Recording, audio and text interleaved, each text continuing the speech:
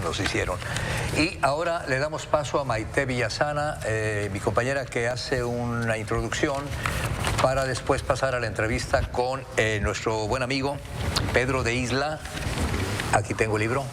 Los andamiajes del miedo es una novela de Pedro de Isla sobre hechos muy tristes, trágicos, ocurridos el 30 de enero de 1977. Mañana se cumplen los 10 años del caso del asesinato de las hermanas Millet. Adelante, Maite Villasana, y muchas gracias de nuevo a nuestros invitados. Gracias. Adelante. Gracias.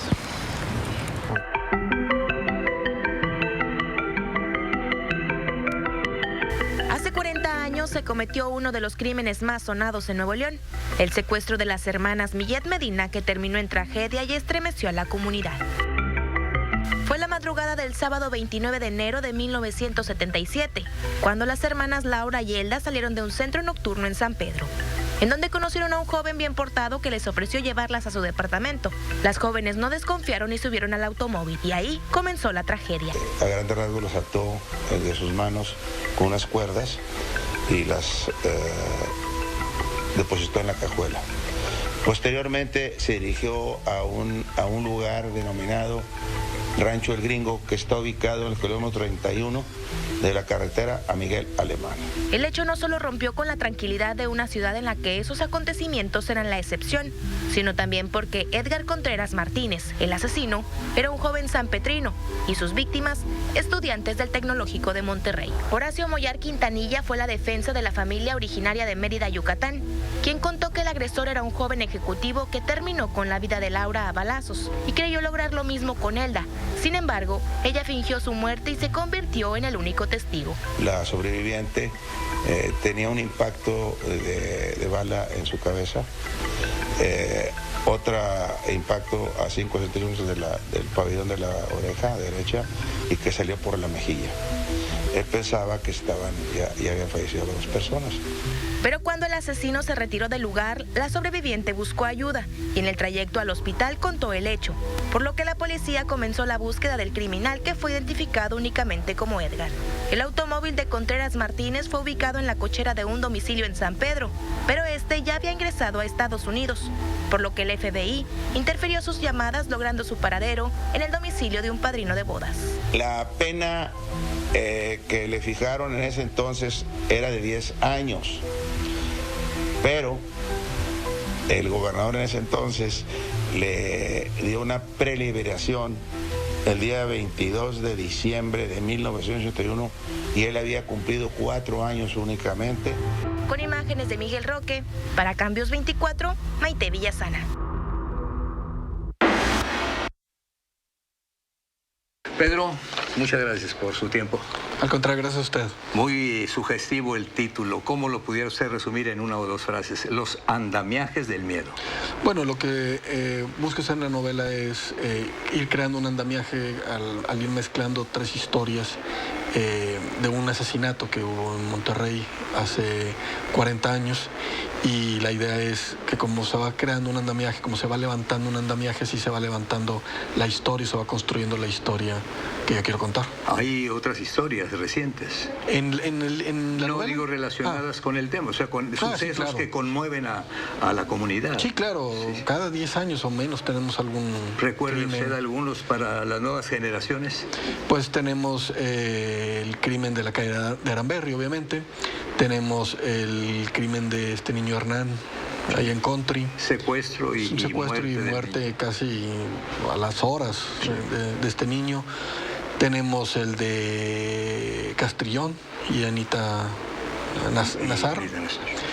Tenemos obviamente el de Santoy. Tenemos la semana pasada el de este niño ahí en un colegio en el sur de la ciudad. Tenemos bastante material, por desgracia. Al hacer usted el libro, tengo entendido, sale a fines del año pasado. Sí, lo presentamos en la Feria del Libro de aquí de Monterrey, y también lo presentamos en la Feria del Libro de Guadalajara. Sí. Le comento esto porque todavía no se daban los hechos recientes del Colegio Americano Noreste. Así es. Pero al pedirle que me citara todos esos casos terribles.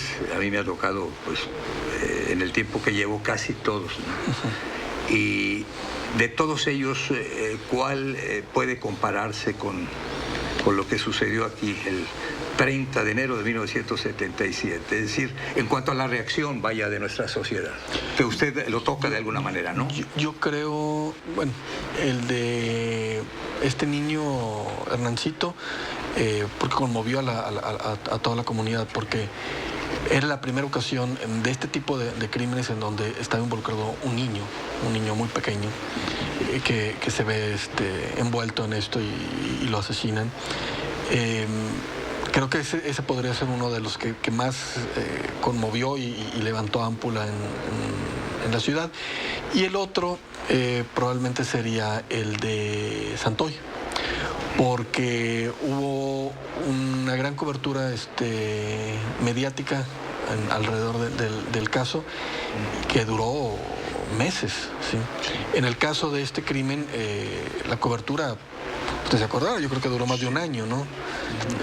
Desde el momento en que sucede el crimen hasta que es sentenciado, va a dar a la cárcel, y a los pocos años sale libre. Y regresa el tema, Edgar Contreras, porque ya se cambia de nombre. Así es. Eso yo también lo recuerdo. Sí. Y luego finalmente muere en el 2011, En 2011, en mayo del 2011. Esto es. Aquí en Monterrey, nunca se fue de Monterrey. Nunca salió de Monterrey. Aquí ¿cómo lo resumiría usted así esos hechos rápidamente en una discoteca? En una discoteca. Un antro que ahora le llama, ¿no? Sí. Ahí se encuentra él a dos jovencitas de Yucatán, las hermanas. Hermanas, estudiantes del Tecnológico. ¿Y qué sucede?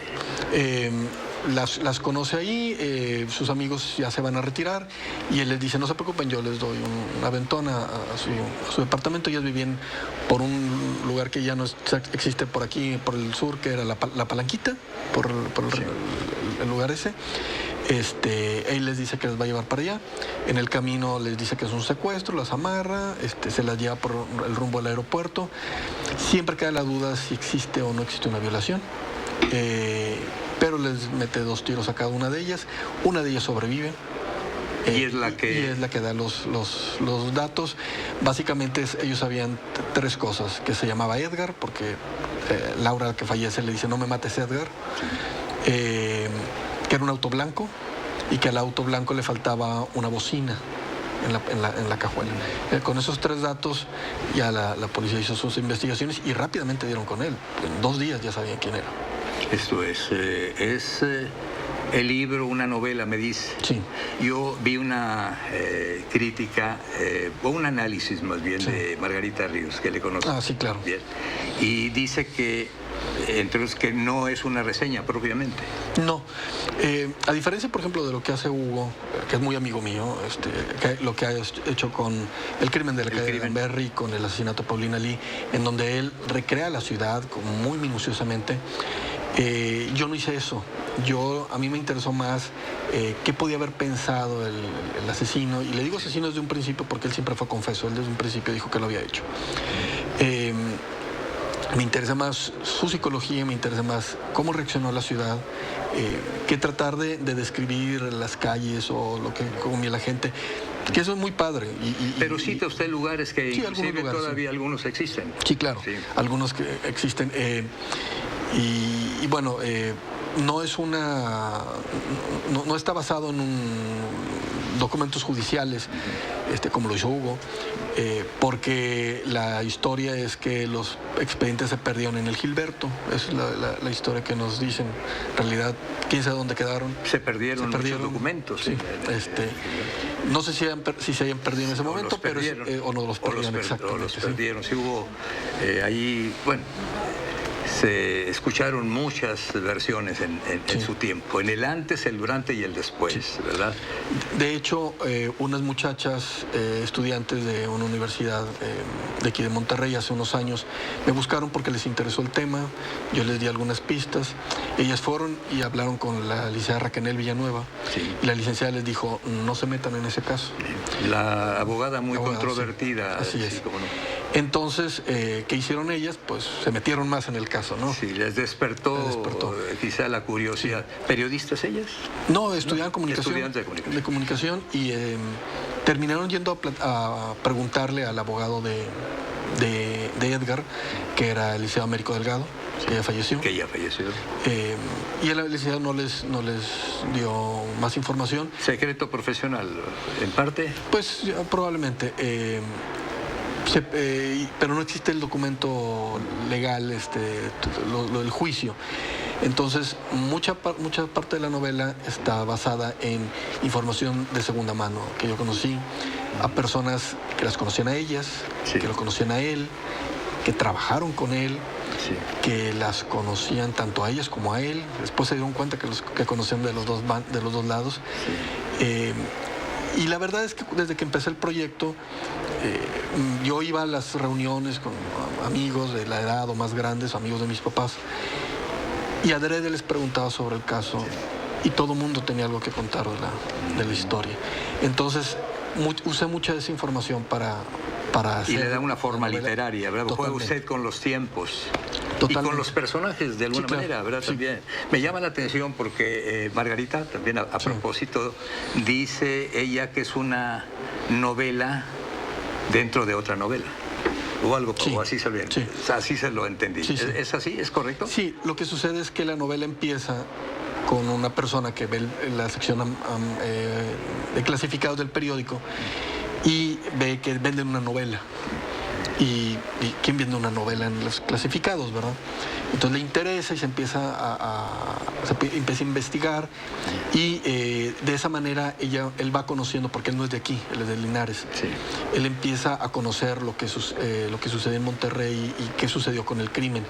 Entonces, es una novela, pero adentro hay una persona que está comprando una novela que en teoría alguien más escribió, ¿no? Hay un periodista que usted también incluye. Hay varios, sí. Bueno, sí, sí, pero uno como que es la conciencia, ¿no? Sí. ¿Basado en alguien que real? Basado en muchos, o más bien dicho, basado... No es una persona, muchos pero buenos periodistas. Muchos buenos periodistas. ¿Y la función de él es...?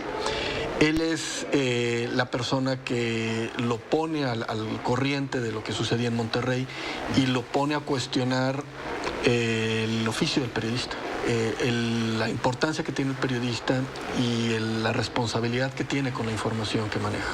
Usted debió haber seguramente ido a la hemeroteca de los diarios locales y, bueno, también documentarse el manejo.